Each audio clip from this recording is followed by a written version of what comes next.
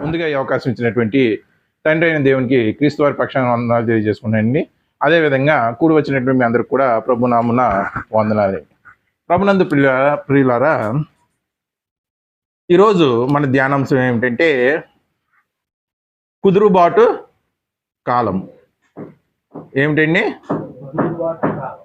ఈరోజు మన ధ్యానాంశం ఏమిటండి? కుదురుబాటు కాలము.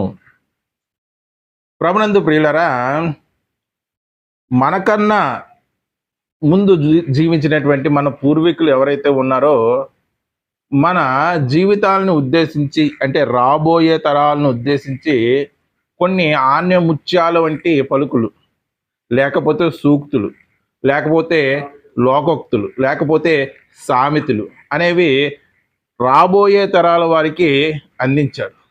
నేను చాలాసార్లు చెప్తాను, ఆ సామెతలు లేకపోతే ఆ సూక్తులు లేకపోతే ఆ సుబుద్ధులు లేకపోతే ఆ ఆణిముత్యముల వంటి మాటలు ఏవో వాళ్ళ నోటికి వచ్చేసినట్టు చెప్పేసినవి కాదు.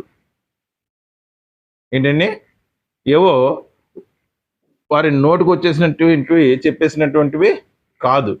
వాళ్ళ జీవితంలో వారు అనుభవించినవి, వారు చేసిన పనికి వారు అనుభవించినటువంటి ఫలాలను అనుసరించి వచ్చినటువంటి మాటలనే మనకి సామెతలుగా, లేకపోతే సూక్తులుగా, లేకపోతే ఒక ఆణిముత్యం వంటి మాటలుగా రాబోయే తరాలకి అందించారు. ఇటువంటి లోకోక్తులని మనం ఆలోచిస్తే ప్రభునందు ప్రియులారా, ఒకసారి ఆ లోకోక్తి కరెక్ట్ అనిపిస్తుంది, ఒకసారి తప్పు అనిపిస్తుంది. కొందరికి ఆ లోకోక్తి ఏమనిపిస్తుంది అంటే కరెక్ట్ అనిపిస్తుంది, కొందరికి ఆ లోకోక్తి లేకపోతే ఆ ఆణిముత్యం వంటి మాట తప్పు అనిపిస్తుంది. అటువంటి సందర్భాన్ని ఈరోజు మనం ధ్యానిద్దాం. కానీ పెద్దలు చెప్పినటువంటి మాటలన్నీ కూడా మంచివే, దాంట్లో సత్యం అనేది ఖచ్చితంగా ఉంటుంది. లేకపోతే ఈరోజు పెద్దవారికి మనం అంత గౌరవం ఇవ్వాల్సిన పని ఏంటి? చిన్నవారు పెద్దవారికి గౌరవం ఇవ్వాల్సిన పనే ఉందండి. దేనికి ఇస్తున్నాం గౌరవం? వారి అనుభవానికి ఇస్తున్నాం అంతే. ఏంటండి, వారి వయసుకి ఇస్తున్నాం. అరే వయసు కన్నా నువ్వు మర్యాద ఇవ్వద్దురా అని అంటారు. వయసుకి కాదు మర్యాద ఇవ్వాల్సింది. ఏంటి? వారి అనుభవానికి ఏమివ్వాలి? మర్యాద ఇవ్వాలి. ప్రభునందు ప్రియులరా, అపోస్తుల కార్యములు 3వ అధ్యాయం, అపోస్తుల కార్యములు 3వ అధ్యాయం 21వ వచనం. అపోస్తుల కార్యములు అన్నిటికీ కుదురుబాటు కాలములు 3వ అధ్యాయం 21వ వచనం. అన్నిటికీ కుదురుబాటు కాలములు వచ్చినని, అన్నిటికీ కుదురుబాటు కాలము వచ్చినని దేవుడు ఆది నుండి తన పరిశుద్ధ ప్రవక్తల నోట పలికించింది. చూడండి, నేను చెప్పాను కదండి, అన్నిటికీ కుదురుబాటు కాలము వచ్చెను. ఇది ఒక లోకోక్తిగా, లేకపోతే దేవుడి నోటి నుండి వచ్చినటువంటి ఆణిముత్యంగా, లేకపోతే దేవుని సేవలో అనేక మంది ప్రవక్తలు కార్యసాధన చేసి వారి యొక్క అనుభవంలోంచి వచ్చినటువంటి మాటగా మనం గుర్తించవచ్చా లేదా? ఎలా చూడాలండి? గుర్తించవచ్చా లేదా? అన్నిటికీ ఏమొస్తుందంట? కుదురుబాటు కాలం వచ్చునని దేవుడు ఆది నుండి తన పరిశుద్ధ ప్రవక్తల దేవుడు అంటే ఆది నుండి, అంటే మన పూర్వం నుండి కూడా ఎవరి నోటంట పలికిస్తున్నాడంట? పరిశుద్ధ ప్రవక్తల నోట పలికించింది. పరిశుద్ధ ప్రవక్తల నోట పలికిస్తూ ఉన్నాడంట. అంటే అన్నిటికీ కుదురుబాటు కాలము వస్తుంది అనేది దేవుడు చెప్పినటువంటి ఒక లోకోక్త కాదా? లోకోక్తి అంటే ఏంటండి? లోకానికి మంచి ఉక్తి. ఉక్తి అంటే మాట. ఉక్తి అంటే ఏంటండి? మాట. దేవుడు ఆది నుండి ఏం చేస్తున్నాడంట? ప్రవక్తల నోట ఆ మాట పలికిస్తున్నాడంట. ఏంటంట? అన్నిటికీ కుదురుబాటు కాలము వస్తుంది. ప్రభునందు ప్రియులారా, మన జీవితంలో జరిగినటువంటి సంఘటనలను బట్టి, మనకున్నటువంటి అవసరాలను బట్టి, లేకపోతే మనకున్నటువంటి ఆలోచనలను బట్టి మనం ఏం చేస్తామంటే, కాలం తొందరగా గడిచిపోతే బాగుండును, మనకి రావాల్సింది ఏదో తొందరగా వచ్చేస్తే బాగుండును, తొందరగా అయిపోతే బాగుండును అని ఆలోచిస్తావా లేదా? కానీ దేవుడు ఏం చెప్తున్నాడు? నీటికి కుదురుబాటు కాలం అన్నిటికీ కుదురుబాటు కాలము వచ్చునని వస్తుంది. అంతవరకు కూడా మీరు ఏం చేయకూడదండి, కంగారు పడకూడదు. అన్నిటికీ ఏమొస్తుంది, కుదురుబాటు కాలం వస్తుంది. అప్పుడు వరకు కూడా మనం ఏం చేయాలి, ఎటువంటి పరిస్థితుల్లో కూడా కంగారు పడకూడదు, కుదురుగా ఉండాలి. కుదురుబాటు కాలం వచ్చే వరకు కూడా ఏం చేయాలి, కుదురుగా ఉండాలి అని చెప్తున్నాను అనమాట. అది ఇంకా బాగా అర్థం అవడానికి దేవుడు మరో ప్రవక్త నోటంతో కూడా పలికించాడు. ప్రసంగి గ్రంథం 3వ అధ్యాయం, ప్రసంగి గ్రంథం 3వ అధ్యాయం 1వ వచనం. అదిగో ప్రతి దానికి సమయము కలదు, ఆకాశము క్రింద. చూడండి, ప్రతి ప్రయత్నానికి ఏం కలదంట, ప్రతి ప్రయత్నానికి సమయము కలదు. అంటే మనం ఎంత ప్రయత్నం చేసినా ఒక సమయం ఉంటుంది, ఆ సమయానికే అది అవుతుంది. అంతేనండి, ప్రతి ప్రయత్నానికి. ఏమండి, ఒక పని దాని అంతటే అదే అవుతుంది, మనం కూర్చుంటే పని అవుతుందా? అది అవ్వవలసిన సమయానికి అవుతుంది అని మనం కూర్చుంటే పని అవుతుందా? అక్కడ ఏం రాశాడు జ్ఞాని అయిన సొలొమోను, ప్రతి దానికి సమయం కలదని చెప్పి మీరు సమయం కలదని కూర్చుంటారనే మళ్ళీ ఏం చెప్తున్నాడు, అదిగో ప్రతి దానికి సమయం కలదు అని చెప్పాడు. సమయం కలదు కదా, ఆ సమయానికి అవుతుందని మళ్ళీ ఎంత తెలివైనగా చెప్తున్నాడు చూడండి. బైబిల్ ఎంత గొప్పదో చూడండి. ప్రయత్నం ఏం చెయ్యాలి, ప్రయత్నం చెయ్యాలి. ప్రతిదీ దాని అంతటా అదే అయిపోతుందని కూర్చోడానికి వీల్లేదు. ఆ ప్రయత్నానికి కూడా ఏముంటదంటే ఆకాశం క్రింద ప్రతిదానికి సమయం కలదు, ప్రతి ప్రయత్నానికి సమయం కలదు. అంటే ఏదో అయిపోతుంది, పొయ్యి మీద బియ్యం పెట్టేసి అది అయిపోతుంది, సమయం వస్తుందంటే కుదురుతుందా?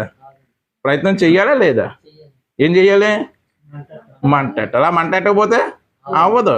అందుకే ఆ మంట ఎట్టేసిన వెంటనే కంచంలో వేసుకుంటే అయిపోద్దా? మంట ఎట్టేసాం, ప్రయత్నం చేయమన్నాడు కదా దేవుడని, కడిగిన బియ్యం నీళ్ళు వేసేసి మంట ఎట్టేసాం. మంట ఎట్టేసిన తర్వాత వెంటనే కంచంలో పెట్టేస్తే అదే చెప్తున్నాడు అక్కడ. ఏం చెప్తున్నాడండి, ప్రతి ప్రయత్నానికి కూడా ఏం కలదు, సమయము కలదు. చదవండి, పుట్టుటకు చచ్చుటకు.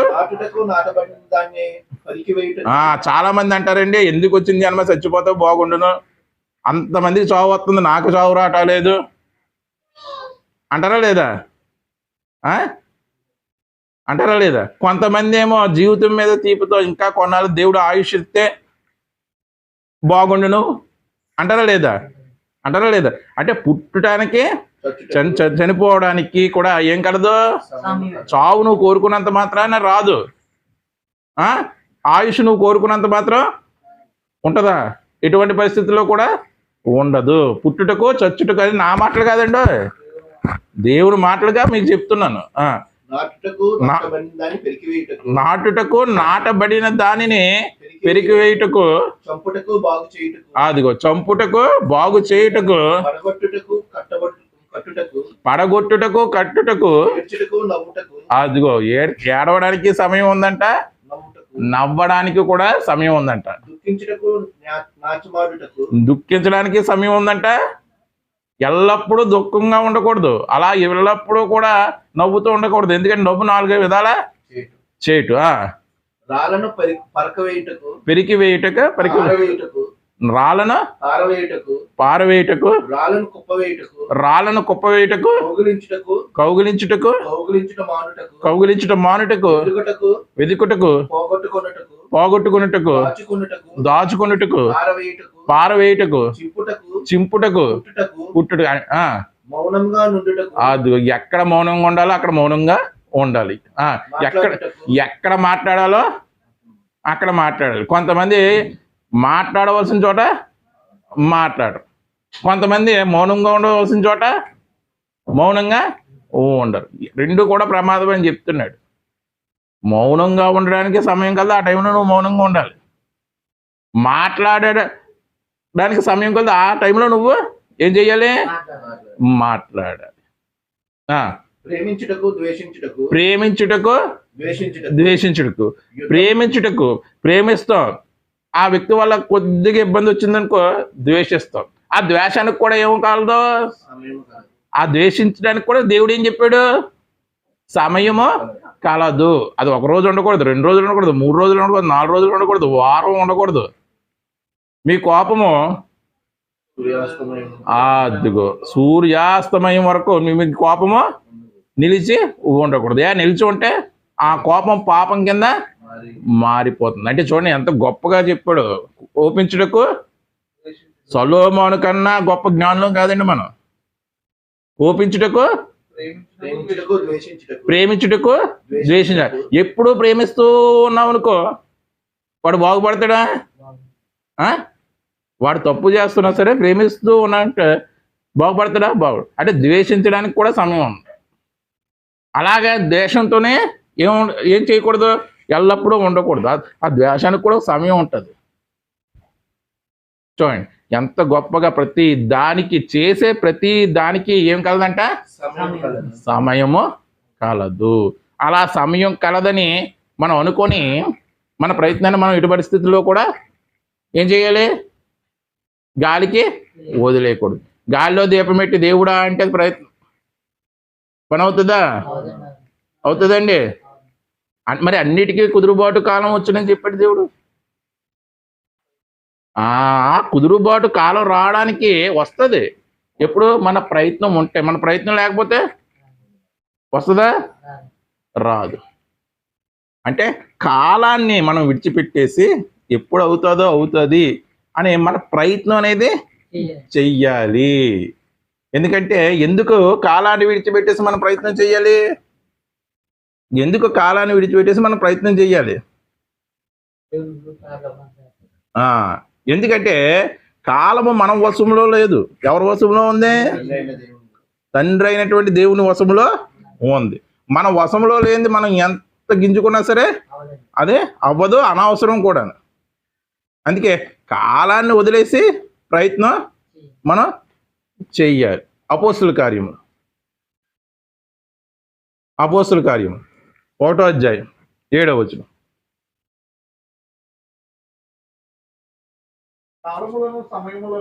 కాలములను సమయములను చూడండి, తండ్రి తన స్వాధీనమందు ఉంచుకొని ఉన్నాడు. ఎప్పుడవుతుందో ఏంటో అనేది మనం చెప్పగలమా? చెప్పలేం. కానీ ప్రయత్నం అనేది చెయ్యాలి. కాలాన్ని మనం చెప్పలేం, కానీ కాలాన్ని ఆ కాలం కుదురుబాటు కాలం రావడానికి ఏం చేయాలి? ఖచ్చితంగా ప్రయత్నం అనేది చెయ్యాలి. అంటే ఇప్పటి వరకు చెప్పబడినటువంటి మాటల ద్వారా ఏమర్థం అవుతుందంటే నిదానమే ఏంటండి, నిదానమే ప్రధానము అని అర్థమవుతుంది. నిదానమే ప్రధానం అని పూర్వులు లేకపోతే అనుభవజ్ఞులు చెప్పారా లేదా? చెప్పారా లేదండి? అదే పూర్వీకులు, అదే అనుభవజ్ఞులు ఆలస్యం అమృతం విషయం అని చెప్పారు. మరి దానికి ఏం చెప్తారు? ఏది తీసుకోవాలి? అది పూర్వీకుల నోటంటే వచ్చింది, ఇది పూర్వీకుల నోటంటే వచ్చింది. అంటే సందర్భాన్ని బట్టి మనం ఆ సామెతల్ని తీసుకోవాలన్నమాట. నిదానమే ప్రధానం అన్నది కూడా కరెక్టే, ఆలస్యం అమృతం అనేది కూడా కరెక్టే. అంటే మనం నిదానించవలసినటువంటి విషయాల్లో నిదానించి ఉండాలి, తొందరపడవలసినటువంటి విషయాల్లో మనకి ఏదైనా అర్జెంటు అవసరం ఇబ్బందిగా ఉందన్న విషయాల్లో ఏం చెయ్యాలి? తొందరపడాలి. లేదు ఇది ఎప్పుడైనా పర్వాలేదు అన్న విషయంలో ఏం చెయ్యాలి? నిదానించాలి. అంటే ఇప్పుడు ఏం చేస్తున్నారు? నిదానమే ప్రధానం అనే మాట ఒకరు తీసుకుంటున్నారు, ఆలస్యమే అమృతం అనేది మాట ఒకరు తీసుకుంటున్నారు. దేవుడు ఈ రెండు చెప్పారా లేదా? చెప్పబడినటువంటి 3 వచనాలు చెప్పాను ఇప్పటివరకు మీకు. ఆ 3 వచనాల యొక్క సారాంశం ఏంటంటే నిదానమే ప్రధానం, అన్నిటికీ సమయము కలదని, అన్నిటికీ కుదురుబాటు కాలము ఉన్నదని, కాలములు సమయములు తెలుసుకుంటే తండ్రి తన స్వాధీనం ఈ 3 వచనాలు ఆలోచిస్తే ఏమనిపిస్తుందంటే నిదానమే ప్రధానము అనిపిస్తుంది. మరి అదే నిదానమే ప్రధానం అని చెప్పిన దేవుడు ఆలస్యం అమృతం అని చెప్పలేదు బైబిల్లో? చెప్పాడా లేదా? చెప్పాడా లేదండి? హెబ్రీ పత్రిక 5వ అధ్యాయం, హెబ్రీ పత్రిక 5వ అధ్యాయం 14వ వచనం. వయసు వచ్చిన వారు అభ్యాసము చేత అక్కడ ఏమైనా ఫుట్ మార్క్ లో ఏమైనా ఉందండి వయసు వచ్చిన వారు అంటే? లేక పరిపూర్ణులు. వయసు వచ్చిన వారు లేక అంటే బ్రాకెట్లు ఏంటి? పరిపూర్ణులు. ఎందులో పరిపూర్ణులు? దైవ జ్ఞానంలో పరిపూర్ణులు. అంటే దైవ జ్ఞానంలో ఎవరో పరిపూర్ణులు అవ్వలేరు. పరిపూర్ణులు అవ్వగలరండి? బైబిల్లో ఎవరన్నా పరిపూర్ణులు అయిపోగలరా? ఆయన మాటలు మనకు వినపడేది మెల్లని గుసగుస అంట. ఏంటండి? మెల్లని గుసగుస అంట. గర్జనలు వేరేగా ఉన్నాయంట. ఆ మెల్లని గుసగుసే మనకి అర్థం కావట్లేదు. అంటే ఇక్కడ వయసు వచ్చిన వారు లేక పరిపూర్ణులు అంటే దేవుని వాక్యం తెలిసిన వారు. దేవుని వాక్యం తెలిసిన వారు అభ్యాసం చేత ఏం అభ్యాసం చెయ్యాలి? ఏం అభ్యాసం చెయ్యాలి? వయసు వచ్చిన వారు అన్నాడు, లేకపోతే పరిపూర్ణ అన్నాడు. అభ్యాసము చేత అంటే ఎక్సర్సైజ్ చేత. అభ్యాసం అంటే ఏంటి? అంటే ఈ ఎక్సర్సైజ్ కాదండి, ఏదైనా ప్రాక్టీస్ చేయడం. అభ్యాసం చేత అంటే వాక్యాన్ని ప్రాక్టీస్ చేయడం చేత. అంటే ప్రాక్టీస్ చేయడం అంటే నోటికి రావడం కాదు, మన జీవితాల్లో ఇంప్లిమెంట్ చేయడం చేత. చూడండి, అభ్యాసము చేయుట చేత మేలు కీడు, ఏది మంచిది ఏది చెడ్డది అని వివేచించుటకు, అంటే ఆలోచించుటకు, తెలుసుకొనుటకు, మంచిని చెడును వేరుపరచడానికి సాధకము చేయబడిన జ్ఞానేంద్రియములు కలిగి ఉన్నారు. అదిగో సాధకము చేయబడినటువంటి జ్ఞానేంద్రియాలు కలిగి ఉన్నామంటండి. ఏంటంటే సాధకము చేయబడి అంట, ట్రైన్డ్ అంట. జ్ఞానేంద్రియాలు ఎటువంటి జ్ఞానేంద్రియాలు అంట? వాక్యము తెలిసిన వారికి ఉన్నటువంటి జ్ఞానేంద్రియాలు. ఎటువంటి జ్ఞానేంద్రియాలు అని చెప్తున్నాడు? జ్ఞానేంద్రియాలు అంటే ఏమిటి? Sensor organs. కళ్ళు, చెవులు, ముక్కు, నోరు, చర్మం. వాక్యం తెలిసిన వారు ఎటువంటి సెన్సార్స్ కలిగి ఉన్నారంట? అంటే ట్రైన్డ్ సెన్సార్స్. సాధకం చేయబడినటువంటి జ్ఞానేంద్రియాలు అంటే అర్థం ఏంటి? Trained sensors. అంటే మన కన్ను ట్రైనింగ్ తీసుకుందా? సాధకం చేసిందా లేదా? చేయలేదా? నా కన్నులతో నేను నిబంధన చేసుకున్నాను, కన్యకు నేను. అంటే యోబు కళ్ళు సాధకం చేయబడినటువంటి జ్ఞానేంద్రియమా కాదా? మరి మన కళ్ళు ఎలా ఉండాలి? మన ముక్కు ఎలా ఉండాలి?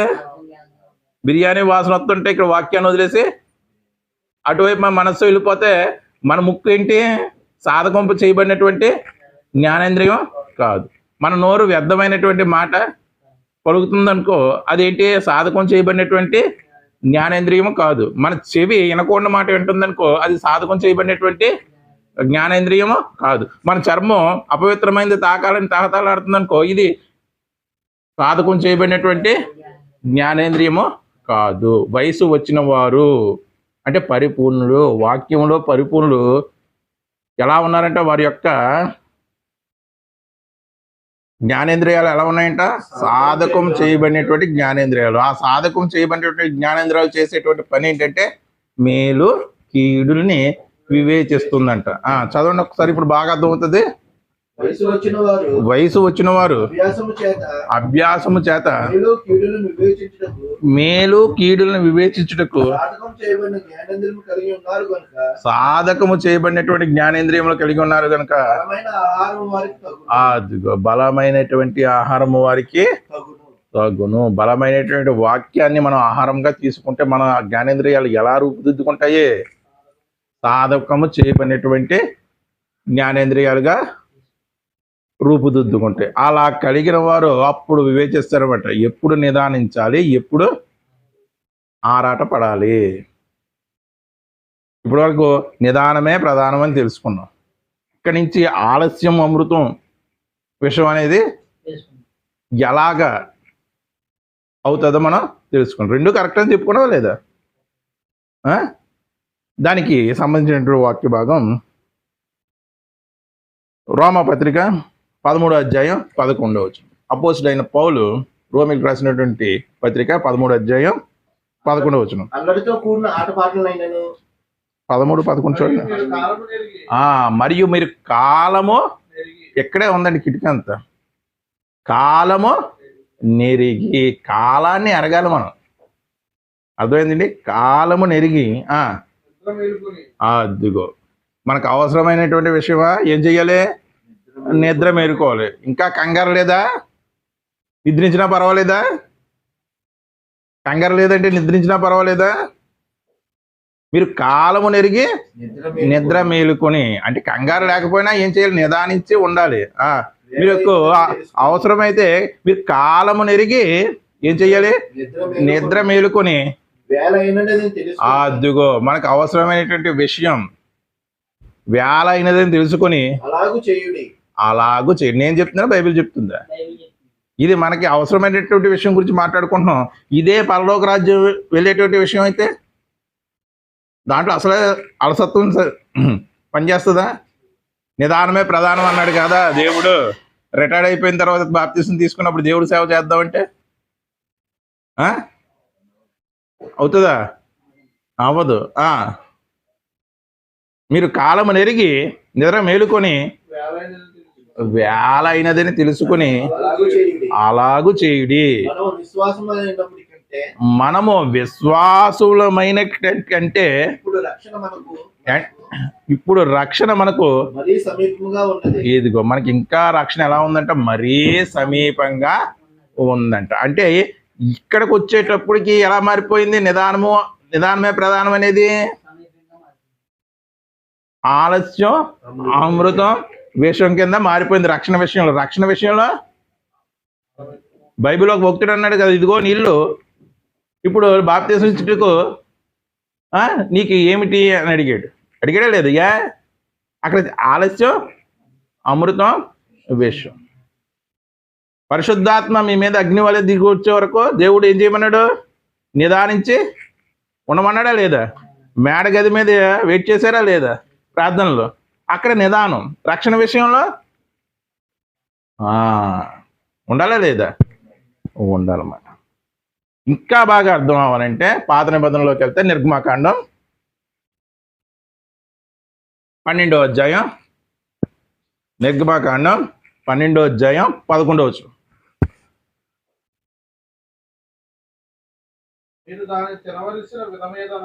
మీరు దాన్ని తినవలసిన విధం ఏమనగా ఏంటి? అది చికెనా, మటనా? మరి ఏంటి అది? అదే ఏంటది? పస్కా పశువుని భుజించవలసినటువంటి విధమేమనగా మీ నడుము కట్టుకొని, మీ చెప్పులకు తొడుక్కొని, మీ కర్రలు చేత పట్టుకొని. అండి భోజనం ఎవడన్నా తొడబడుతూ తింటాడా? మీరు తినండి, చేపల కూర తొడపడుతూ తినండి. మరి ఎంత నిదానించి తింటాం? ఇక్కడ పస్కా పండుగ రోజున చేస్తున్నారు అసలుగా పండుగ. అందులోనే ఆ పండుగ సంబంధించినటువంటి భోజనాన్ని చేస్తున్నారు.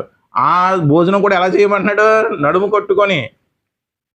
భోజనం చేసేటప్పుడు బెల్ట్ తీసేస్తాడు. నడుము అంటే ఏంటండి? దేవుడు చూడండి కొన్ని సందర్భాలు ఎంత విచిత్రంగా మాట్లాడతాడు. ఆ విచిత్రం మనకి ఏదో అదోలా అనిపిస్తుంది, కానీ అది సత్యం మాట. భోజనం చేసేటప్పుడు పురుషులైనటువంటి మనం బెల్ట్ తీసేసి తింటామా ఒకవేళ, లేదా బెల్ట్ కట్టుకొని తింటామా? నడుము కట్టుకోవడం ఏంటి? బెల్టే కదా. అప్పుడు వాళ్ళు ఒక తువ్వాలనే దట్టిగా కట్టుకునేవారు. ఇప్పుడు మనం ఏమొచ్చేసింది? ఒక లెదర్ ముక్క వచ్చేసింది. మనం ఫ్రీ చేసుకుని ఆ హోల్స్ని ఇంకా 2 హోల్స్ యువతలు జరిపి పెట్టుకుని తింటాం. అంతే కదా. దేవుడు ఏం చెప్తున్నాడు? మనం ఒక హోల్ నుంచి తీసి రెండు హోల్స్ మార్చి పెడుతున్నాం కదా. అది ఎంత తాపీగా చేస్తున్నాం. అక్కడ నిదానమే ప్రధానం అనిపిస్తుంది, కానీ దేవుడు ఎలా తినమంటున్నాడు? నడుముని టైట్ గా కట్టేసుకోమంటున్నాడు. మీ చెప్పులు తడుక్కొని మీ చెప్పులు తొడుక్కొని మీ కర్రల చేత పట్టుకొని మీ కర్రలు చేత ఎవరు కొడతారు? భోజనం చేస్తున్నప్పుడు, భోజనం చేస్తున్నప్పుడు ఎవరైనా కర్ర పట్టుకుని భోజనం చేస్తారండి? చేస్తారు. కుక్కలు రాకుండా అనకండి. కర్ర పట్టుకోవడం అనేది దేనికి సంకేతం? కర్ర పట్టుకోవడం అనేది దేనికి సంకేతం? సిద్ధపాటుకి. పొలానికి వెళ్ళే రైతు కర్ర పట్టుకున్నాడంటే అర్థం ఏంటి? పొలానికి వెళ్ళడానికి సిద్ధపడ్డ. ఈ లోకం అనే పొలాన్ని దున్నమన్నాడా లేదా దేవుడు? మనం కర్ర పట్టుకున్నామంటే అర్థం ఏంటి? రెడీ టు గో అని. కర్ర పట్టుకొని అదిగో త్వరపడుచు దాన్ని తినవలను. అదిగో అది యెహోవాకు. ఈ వాక్యంలో త్వరపడుచు అని 2 సార్లు ఉంది. ఉందా లేదా? ఎందుకు త్వరపడమన్నాడు? ఆ పస్కా పశువు, ఇదిగో మన పస్కా పశువు ఎవరు? యేసుక్రీస్తు. ఆ పస్కా విందు చేస్తున్నప్పుడు వీళ్ళని త్వరపడుచు తినమన్నారు. ఎందుకు? సంహారక దూత రక్షణ కలిగిస్తుంది. ఒకవేళ మీరు అది ఈ కార్యక్రమాన్ని త్వరగా చేయకపోతే ఆ సంహారక దూత ఏమవుతుంది? త్వరగా మీ మధ్యలోకి వస్తే మీరు అర్థమైపోతారు. అలాగే ఇప్పుడు మనం ఆ పస్కా పశువైనటువంటి క్రీస్తుకు సాదృశ్యంగా ఉన్నటువంటి వాక్యాన్ని ఎలాగా ఆకలింపు చేసుకోవాలంటే త్వరగా. ఎందుకంటే సమయము లేదు, ఆలస్యం అమృతం విషయము. ఇప్పుడు పైన అంతా ఏం చెప్పుకున్నాము? నిదానమే. అది బైబిల్ చెప్పిందా లేదా? మరి ఆలస్యం అమృతం విషయం అని కూడా ఏం చెప్పింది? బైబిలే చెప్పింది. ఎందుకంటే మన జీవితాలు ఎప్పుడు ముగిసిపోతాయో తెలియదు. ఎటువంటి మన జీవితాలు నీటి బుడగ వంటివి, గాలికి చెదరగొట్టేటువంటి పొట్టి వంటివి, చేద నుండి చేరువారే జాలువారే నీటి బిందువులు వంటిది, ఇంకా గడ్డి పువ్వు వంటిది, ఇంకా ఆవిరి వంటిది, ఇంకా పొగమంచు వంటిది, ఇంకా నేను అనుకున్నది రావట్లేదు, ఇంకా ఇంతలో కనబడి అంతలో మాయమైపోయేది, ఇంకా రెప్పపాటు జీవితం, ఇంకా యోబు గ్రంథం 7వ అధ్యాయం 6వ వచనం. క్షణభంగురమైనటువంటి జీవితం 7వ అధ్యాయం 6వ వచనం.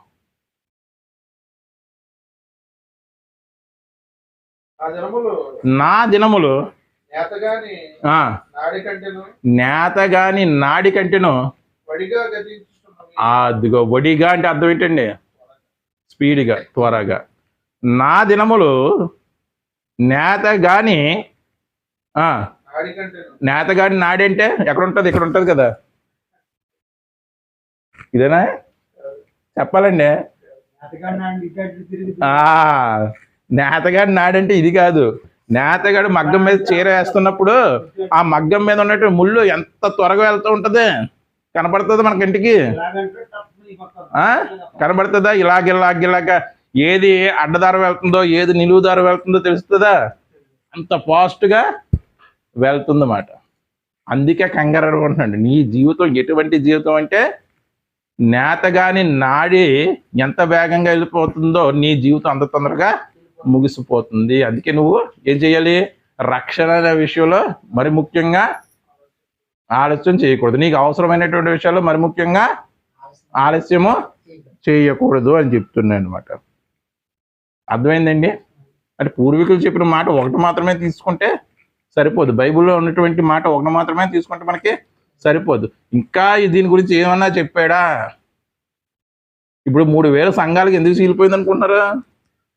ఒకళ్ళు ఒక చోట మాటే తీసుకుంటున్నారు, ఒకళ్ళు ఇంకో చోట ఉన్నటువంటి మాటను తీసుకుంటున్నారు. ఈ రెండింటినీ సమన్వయపరిచి, అంటే ఇప్పుడు మనం సమన్వయపరిచామా? ఎప్పుడు నిదానమే ప్రధానమో, ఎప్పుడు ఆలస్యం అమృతం విషయం సమన్వయపరిచామా లేదా? అలా సమన్వయపరిచి చూడకపోవడం వల్లనే ఈరోజు ఏమైంది? యేసు దేవుడని ఒకరు, యేసుక్రీస్తు మనిషి కుమారుడని ఒకరు, యేసు ప్రవక్త అని ఒకరు, ఈ మాటలన్నీ ఉన్నాయి బైబిల్లో. యేసు మనుష్య కుమారుడు అని ఉందా లేదా? యేసు ప్రవక్త అని ఉందా లేదా? యేసు దేవుడు అని ఉందా లేదా? ఈ అన్నిటిలో ఏం చెయ్యాలి మనం? సందర్భాన్ని బట్టి సమన్వయపరిచి సమకూర్చుకోవాలి. అప్పుడే మనకి పరిపూర్ణమైనటువంటి వాక్యం అందుతుంది. ఎందుకంటే యెహోవా వాక్యం కొంత అచ్చట కొంత ఇచ్చట మీకు వచ్చును అని చెప్తుంది మాట గ్రంథం. అంటే పూర్వీకులు చెప్పినటువంటి మాటలను సైతం దేవుడు చెప్పి తన ప్రవక్తలను ఆది నుండి తన ప్రవక్తల గురించి తన ప్రవక్తల ద్వారా చెప్పాడు కదా, అన్నిటికీ కుదురుబాటు కాలము వచ్చును. ఇటువంటి మాటలను కూడా మనం అన్నిటిని సమన్వయపరిచి ఆలోచించాలి. అపోస్తుడైన పౌలు ఏమన్నాడు? తన జీవితాన్ని ఏమన్నాడు?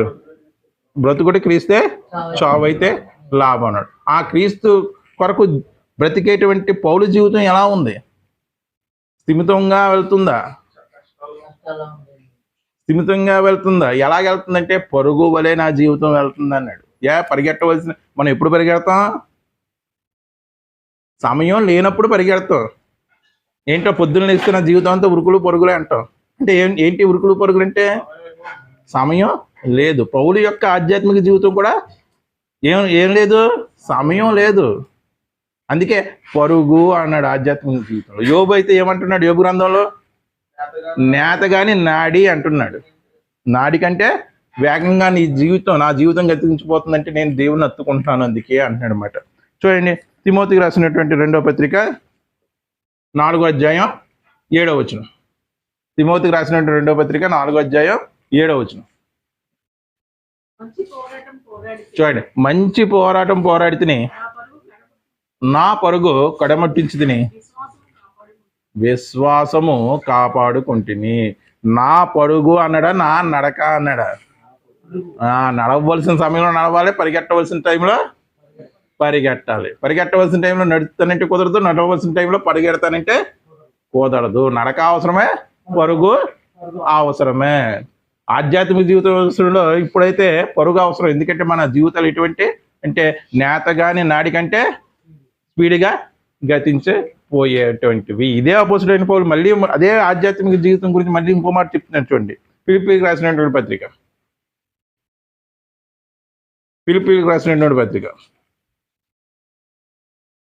3వ అధ్యాయం 14వ వచనం. క్రీస్తు యేసునందు దేవుడి ఉన్నతమైనటువంటి పిలుపునకు కలుగు బహుమానం పొందవలనని. అదిగో దేవుడు పిలిచాడు క్రీస్తు యేసునందు.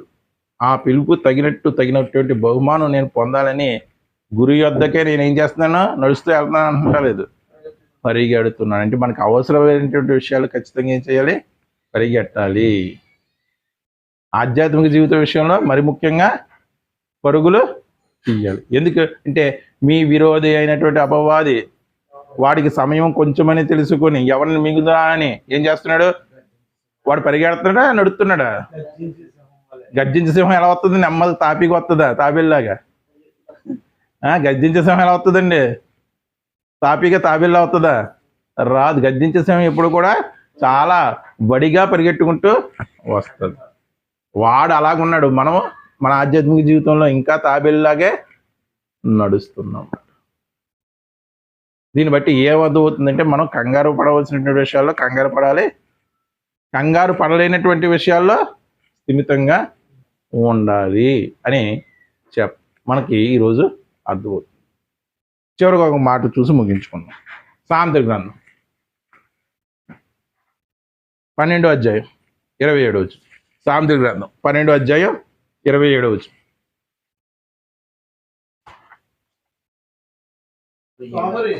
సోమరి 12:27. సోమరి వేటాడిన పట్టుకొనడు, చురుకుగా ఉండుట గొప్ప భాగ్యము. భాగ్యం అంటే అర్థం ఏంటండి? భాగ్యం అంటే అర్థం ఏంటండి? చెప్పాలి. భాగ్యం అంటే ఏంటి? Very good. ధనము, సంపద, ఆస్తి. భాగ్యం అంటే ఏంటి? ఆస్తి, సంపద, చురుకుగా ఉండడాన్ని బైబిల్ దేంతో పోల్చింది? మనకున్న ఎసర్ట్తో పోల్చిందన్నమాట. చురుగ్గా ఉండడం అంటే ఏంటి? గొప్ప భాగ్యం. మనకి ఆస్తి, ఆ చురుగ్గా ఉంటే మనకి ఎన్నో పనులు అవుతాయా లేదండి?